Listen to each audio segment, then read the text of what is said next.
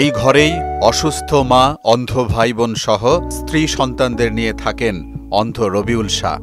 প্রায় ৩০ বছর আগে মারা গেছেন বাবা। জন্ম থেকেই অন্ধ রবিউল। অসুস্থ মা আর ৩ অন্ধ ভাই বোনের প্রতিবন্ধী ভাতা দিয়েই খেয়ে না খেয়ে চলছে তাদের ৭ সদস্যের সংসার। অভাব যেন পিছু ছাড়ছে না কোনোভাবেই।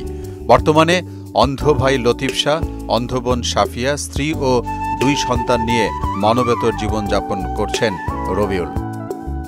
সরকার থেকে প্রতিবন্ধী ভাতা ছাড়া আর কোনো সহায়তা পায় না বলে জানান জন্ম থেকে অন্ধ সাফিয়া খাতুন।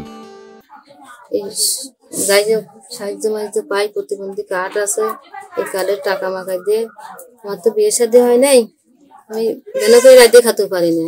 আমার তো ভাবি আছে, রাতে দেয়, 3 ভাই বোন খাই। চোখে যারা দেখতে পায় না তারা দুনিয়া থাকা না থাকা সমান কথা, বুঝছেন। আর অন্ধ রবিউল শাহর স্ত্রী মর্জিনা আক্তার বললেন, অন্ধ স্বামী, ভাসুর ও ননদকে নিয়ে চালিয়ে যাচ্ছেন জীবনযুদ্ধ। বাড়িতে টয়লেট ও টিউবওয়েল নেই, অন্য বাড়ি থেকে পানি এনে কাজ করতে হয়। খেয়ে না খেয়ে চলে তাদের জীবন। 3 জন অন্ধ মানুষের সময়তে খাতি দিতেও পারে, সময়তে নাও দিতে পারে।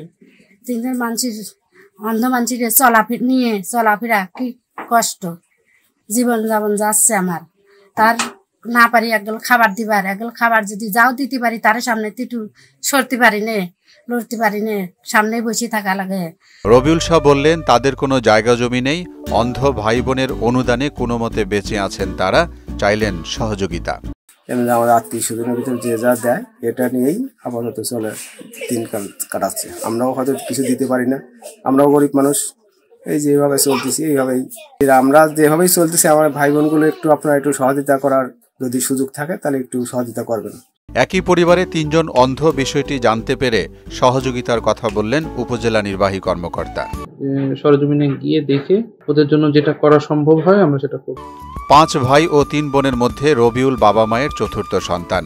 8 ভাই বোনের মধ্যে 2 বোনের বিয়ে হয়ে গেছে ও 1 ভাই মারা গেছেন। সুস্থ 2 ভাই দিনমজুরের কাজ করে পরিবার পরিজন নিয়ে থাকেন আলাদা সংসারে। 3 জন অন্ধই একখানে খাই, এই কষ্ট জীবনে যায়, কোনরকম চলে ফিরে খাচ্ছি। আল্লাহ তাআলা চালাতেছে, যেভাবে কাকসুলা করে, যেভাবে আল্লাহ যাই খাওয়াতেছে, এইভাবে চলতেছে। মোহাম্মদ ওয়ালিউল্লাহ, মোহনা ডিজিটাল।